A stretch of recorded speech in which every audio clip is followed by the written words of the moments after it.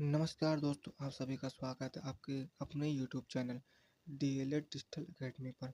आशा करता हूँ आप सभी लोग अच्छे होंगे और अपनी पढ़ाई को निरंतर जारी रखे होंगे। जारी रखना भी चाहिए आप लोगों को, क्योंकि समय अब नज़दीक है। नवंबर बचा है दिसंबर, मात्र 2 महीने हैं।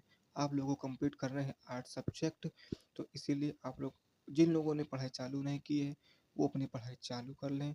जो भी बच्चे या कैंडिडेट या प्रशिक्षु अपनी सीरीज लेके नहीं आए हैं, जो भी जिस सीरीज से भी आप पढ़ना चाहते हो, राजन से, पवन से या अदर जो भी हो, वो आप मार्केट से या ऑनलाइन के थ्रू मंगवा लीजिए, पढ़ना स्टार्ट कर दीजिए, ताकि आप लोगों को परीक्षा में किसी भी प्रकार का कठिनाई का सामना ना करना पड़े। क्योंकि ये आप अंतिम दौर, इस अंतिम दौर को अच्छे से निभाइए, ताकि किसी भी प्रकार का डर या भय ना लगे रिजल्ट आने तक। तो आशा करता हूँ आप सभी लोग अच्छे होंगे। मैं आप लोगों के लिए राजन सीरीज का पेपर नंबर फर्स्ट, आरंभिक स्तर पर भाषा एवं गणित के पाठन लेखन क्षमता का विकास, प्रश्न पत्र संख्या 1 है। इसके बहुविकल्पी क्वेश्चन मैं लेकर आया हूँ, यानी कि वस्तुनिष्ठ प्रश्न, जो कि आपकी परीक्षा में पास करने के लिए बहुत बड़ी भूमिका अदा करते हैं। तो ज़्यादा समय ना गंवाते हुए मैं आप लोगों को पढ़ाना स्टार्ट करता हूँ। और मैं आप लोगों से कहना चाहता हूँ कि यदि आप मेरे चैनल पर पहली बार आए हैं, तो ज़रूर लाइक करें, अपने कॉलेज ग्रुप में शेयर करें और सब्सक्राइब करना तो बिल्कुल ही ना भूलें। घंटी दबा दबा के ही जाइएगा, ढंग से दबा के जाइएगा, ताकि नोटिफिकेशन जब भी मेरा वीडियो आए तो नोटिफिकेशन धड़ाम से करे आपके आपके फ़ोन पे। ठीक, तो आशा करता हूँ कि आप लोगों को मेरा पढ़ाई वो समझ में आ रहा होगा अब। और हाँ, आप लोगों को एक और सूचना देनी है। अब बात चली है तो कह ही देते हैं। मैंने 1 या 2 वीडियो अपलोड कर दिए हैं पीवाईक्यू सीरीज, जो कि पीवाईक्यू सीरीज के नाम पे है। उसमें जितने भी 4 सेमेस्टर के, स्पेशली मैं अभी फोकस करूँगा 4 सेमेस्टर पर। सेकेंड सेमेस्टर को अभी मैं फोकस नहीं कर रहा हूँ, क्योंकि मैं अकेले हूँ, जो भी करता हूँ मैं अकेले करता हूँ। इसलिए एडजस्ट करने में थोड़ा क्या काफ़ी तकलीफ़ होती है, लेकिन मैं एडजस्ट करता हूँ आप लोगों के लिए। अभी मैं 4 सेमेस्टर पे हूँ। चिंता ना करिए, मैं सेकंड सेमेस्टर के भी पीवाईक्यू लेके आऊँगा। 4 सेमेस्टर के पीवाईक्यू मैंने अपलोड किए हुए हैं। जिन भी प्रशिक्षु ने, जिन भी कैंडिडेट या मेरे भाई बहनों ने नहीं देखा हो, तो मैं उनसे आग्रह करना चाहता हूँ, निवेदन करना चाहता हूँ, प्रार्थना करना चाहता हूँ कि कृपया उनको जाके देखें। उससे आप लोगों को बहुत सहायता मिलेगी। डायरेक्ट क्वेश्चन उसपे देखने को मिलते हैं। कभी कभी तो 10 से 12 क्वेश्चन डायरेक्ट आ जाते हैं। 10 से 12 क्वेश्चन आने का मतलब है कि आप पेपर पास कर चुके हो। यदि वो आप क्वेश्चन सही कर लेते हो, तो आधा मतलब पेपर पास के आप लोग आधी जंग जीत चुके होते हो। बाकी जो रह गया होता है पोर्शन, उसमें आप लोग अपनी क्षमता के अनुसार या फिर अपने जितना आपने पढ़ा उस हिसाब से मोस्ट करके भी पास हो सकते हो। तो आपसे यही उम्मीद है कि आप उन वीडियो को देखोगे जाके। और चलिए अब पढ़ते हैं और कंप्लीट करते हैं बहुविकल्पी। चलिए स्टार्ट करते हैं। आज का है, पहले फिर से मैं रिपीट करें, प्रश्न पत्र संख्या प्रथम, यानी कि 1। चैप्टर का नाम है, यानी कि सब्जेक्ट का नाम है, सॉरी, आरंभिक स्तर पर भाषा एवं गणित के पठन लेखन तथा संख्या पूर्ण संबंधों क्षमता का विकास। ठीक, ये है। पढ़ते मैंने आंसर छिपा रखे हैं ताकि आप लोग चीटिंग ना करो। देखिए पहला क्वेश्चन है, सा वर्ड का उच्चारण स्थान है स्पर्श, कंठ, ओष्ठ और मूर्ध्य। क्या होगा इसका आंसर? इसका आंसर होगा मूर्त। ठीक, निम्नलिखित में से स्वर नहीं है, ई, औ, उ, का। क्या नहीं होगा? क्या नहीं होगा? आप लोग तो पहचान ही गए होंगे। का नहीं होगा। का क्या है? व्यंजन है, स्वर नहीं है। संयुक्त व्यंजन है, खा, सा, पा, फा। बहुत इजी क्वेश्चन, इससे ज़्यादा इजी क्वेश्चन तो हो ही नहीं सकता है डीएलएड 4 सेमेस्टर में। बी नंबर, स्रा, छा। ठीक, छा छतरी से बनता है वो। वर्ण कितने प्रकार के होते हैं? 2, 3, 4 और 5। कितने प्रकार के होते हैं वर्ण? वर्ण कितने प्रकार के होते हैं? 2, 3, 4 और 5। कितने प्रकार के होते हैं बताइए आप लोग? 2 प्रकार के होते हैं। ठीक, ज्ञा वर्ण किन 2 वर्णों से मिलकर बना होता है? ज्ञा वर्ण किन 2 वर्णों से, क्षमा चाहते हैं, बाहरी आवाज आ रही है, बाहर की आवाज थोड़ा सा एडजस्ट कर लीजिएगा। ज्ञा वर्ण किन 2 वर्णों के मेल से बना है? दा, धन, भा, दा धन आ, जा धन रा और जा धन भा, भा से भालू किससे बना है? तो इसका आंसर होगा सी, सा नंबर, जा धन रा से। ठीक। निम्नलिखित में अयोग्य वह है आ और आ, ई और ई, अंग और आह, ए और ऐ। इसमें से कौन सा हो सकता है? आप लोग बता सकते हैं। सी नंबर होगा अंग और आह। ठीक। उसके बाद आर्य का विलोम होगा। आर्य का विलोम क्या होगा? अंत, आनर्य, अति। इनमें से कोई नहीं। क्या हो सकता है? आनर्य हो सकता है। ठीक, आनर्य। थोड़ी सी कम्युनिकेशन मतलब कि बोलने में मुझे गलती हो तो बता दीजिए कि मैंने कहाँ पे गलत बोला है। उसके बाद ईड़ा, ईड़ा, ईड़ा पर्यायवाची है। सरस्वती, गणेश, रात्रि, प्रातः। किसका हो सकता है ये होगा रात्रि, यात्री यानी कि रात। वह संख्या जो दो से पूर्ण रूप से विभाजित हो, वह संख्याएं जो दो से पूर्ण रूप से विभाजित नहीं होती हैं उन्हें कहते हैं भाज्य संख्या, पूर्णांक संख्या, विषम संख्या या अपरिमेय संख्या। इसमें से कौन सी संख्या होगी? इसमें संख्या होगी विषम संख्या। ठीक, विषम संख्या होगी। उसके बाद देखिए निम्नलिखित में से परिमेय संख्या है 5/4, 2 से 1/2, आ और बा दोनों या इनमें से कोई नहीं। इसमें से क्या होगा? इसमें से क्या होगा? इसमें से होगा 5/2 परिमेय संख्या बन जाएगी। निम्नलिखित में से आरोही क्रम को लिखना है। 3, 6, 9, 12, 2, 3, 4, 1, 11, 9, 7, 5 या इनमें से कोई ही नहीं। इसमें से क्या होगा? 3, 6, 9 और 12। इसका आंसर यही होगा। उसके बाद देखिए गुणक को जिस राशि से गुणा किया जाता है वह राशि कहलाती है गुणांक, गुणनफल, गुणा या शेषफल। क्या होगा इसका आंसर? आप लोग को बताना है। क्या होगा इसका आंसर? बताइए क्या होगा इसका आंसर? होगा गुणांक। ठीक, इसका आंसर गुणांक। उसके बाद 9,687 में 9 का स्थान क्या होगा? क्या होगा? 1000 होगा। बहुत ही क्वेश्चन, इसको नहीं बता पाओगे फिर क्या बता पाओगे? मोर शब्द का समानार्थी है। मोर शब्द का समानार्थी है सिखी। गणित की मूल संक्रियाएं हैं 8, 4, 14, 3। इसमें से क्या हो सकता है? इसमें से हो सकता है 4। मातृभाषा है अंग्रेजी, हिंदी, गणित और संस्कृत। इसमें से क्या होगा? हिंदी। बालकों की प्रथम पाठशाला है विद्यालय, आंगनवाड़ी, परिवार और गांव। क्या होगा? परिवार।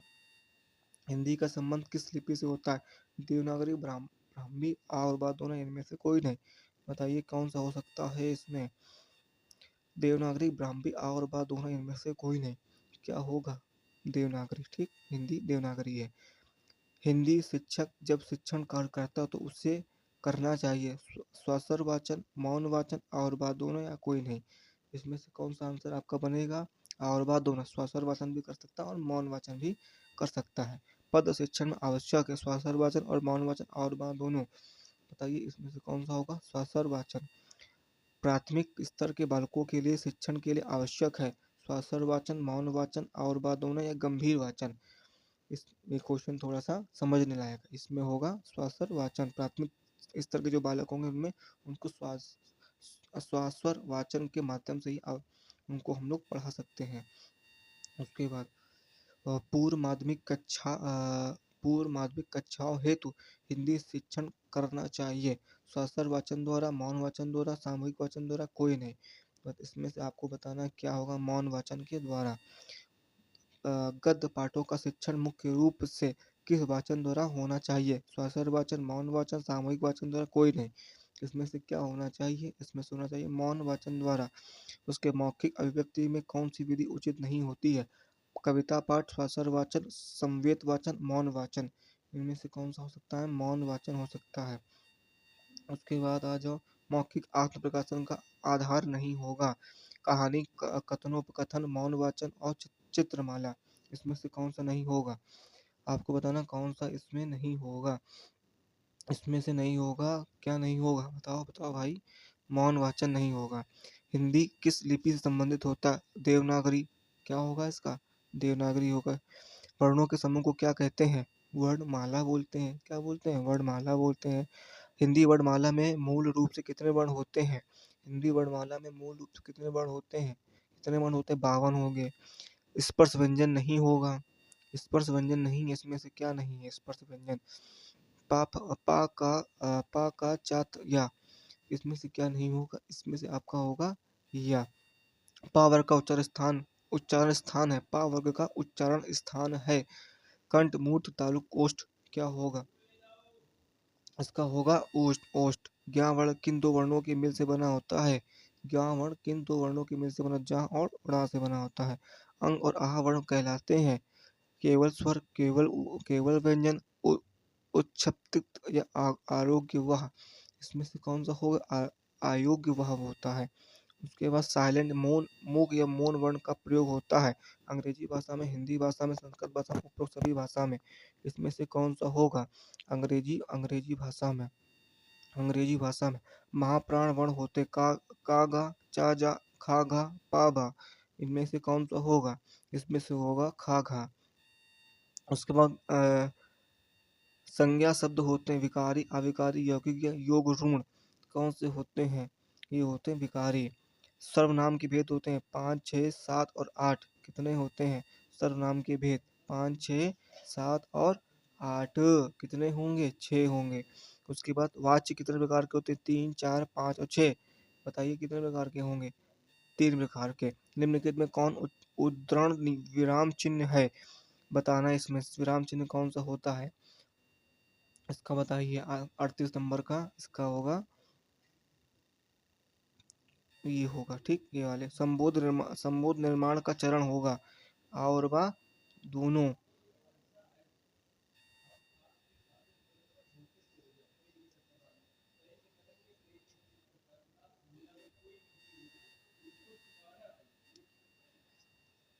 देखिए, संबोध निर्माण के आधार पर निम्न में से कौन सा सत्य होता है, अमूर्त अमूर्त के क्रम के अनुभव में होता है, ठीक। संख्या 65,342 में 78,443 जोड़ने पर प्राप्त संख्या में हजारवीं संख्या होगी, दोनों को जोड़ दो, जो 1000 संख्या आएगी वो होगा। इसमें क्या होगा, इसका आंसर होगा 3, ठीक, इसमें होगा 3। संख्या 65 34 को 7 से भाग देने पर भागफल और शेषफल में से क्या होगा, बताना, भागफल और शेषफल में क्या होगा, 933 और 3। उसके बाद देखिए, एक ऑयल मिल की वार्षिक आय, ये क्वेश्चन को छोड़िए, ठीक, ये क्वेश्चन, एक मिनट।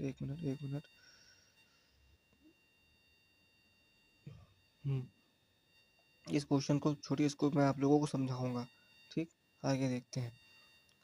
छत्रज्ञा व्यंजन है, कौन सा होता है भैया, ये होगा ऊष्म व्यंजन, ठीक, ऊष्म व्यंजन होगा ये। ऊष्म व्यंजन होगा, संयुक्त व्यंजन होगा, आप लोग बताइए। ये होगा संयुक्त व्यंजन, ठीक, संयुक्त व्यंजन नहीं होगा। जिन शब्दों में काम का होना या प्रकट होना, जिन शब्दों में काम का होना या करना प्रकट होता है उन्हें कहते हैं संज्ञा, सर्वनाम, क्रिया, विशेषण। क्या होगा इसका, इसका होगा क्रिया। जिन शब्दों के अर्थ समान होते हैं वे होते हैं, वे क्या होते हैं, बताइए। ये पर्यायवाची शब्द कहलाते हैं, इसको हम लोग बोलते हैं समानार्थी शब्द। उसके बाद मुख कीर्ति के आधार पर स्वरों का वर्गीकरण होता है, मुख कीर्ति के आधार पर स्वरों का वर्गीकरण होता है। अग्र स्वर, पश्च स्वर, संवृत स्वर, ये सभी होंगे, ठीक, ये सभी होंगे। उसके बाद देखिए, शून्य की खोज कहाँ हुई थी, यूनान में, ब्रिटेन में, बेबीलोनिया में या भारत में, कहाँ पे हुई थी, भारत में हुई थी। उसके 990 में 9 का स्थानीय मान, 990 में स्थानीय मान कितना होगा, और वह दोनों 10 भी हो सकता है और 1 भी हो सकता है। आंचल में है दूध और आंखों में पानी का कथन किसका, मैथिली शरण गुप्त, सुमित्रानंदन पंत, जयशंकर प्रसाद, सुभद्रा कुमारी चौहान, इसमें से होगा क्या, मैथिली शरण गुप्त होगा, मैथिली शरण गुप्त। आंचल में है दूध और आंखों में पानी कथन किसका है, मैथिली शरण गुप्त का है, इन्होंने दिया था। तो आप लोगों की क्लास आज यहीं तक है। आशा करता हूँ मेरा पढ़ाया हुआ समझ में आया होगा, थोड़ा सा एडजस्ट करिएगा। मैं इस प्लेटफॉर्म पर नया हूँ, पहले भी मैं बोल चुका हूँ, मैं फिर से बोल रहा हूँ, थोड़ा एडजस्ट करिए, मैं तो मुझे थोड़ा समय दीजिए एडजस्ट होने में। किसी भी नए काम को शुरू करने में तकलीफ़ें आती हैं, आप लोग सपोर्ट करेंगे तो मुझे भी बल मिलेगा कि मैं आगे कुछ कर पाऊँ। तो धन्यवाद, आशा करता हूँ आप लोगों को मेरा वीडियो पसंद आया होगा। आप लोगों को फिर मिलता हूँ एक नए वीडियो के साथ। जय हिंद, जय भारत, हर हर महादेव।